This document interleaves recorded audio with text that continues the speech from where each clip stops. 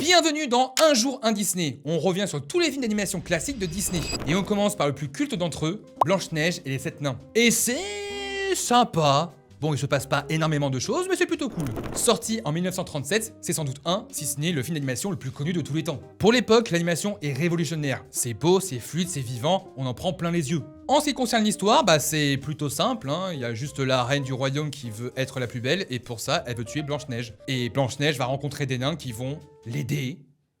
Voilà. Il n'y a pas énormément de péripéties non plus, ça reste très simple dans son traitement narratif, et même les chansons qui sont très belles au demeurant, elles sont pas si folles que ça. Après c'est normal, on est en 1937, on pouvait pas faire un film d'animation de 2h30 qui allait exploiter toute la psychologie des personnages, et notamment celle de Blanche-Neige, qui apparemment n'aime faire que le ménage, la vaisselle et danser. La femme parfaite en somme.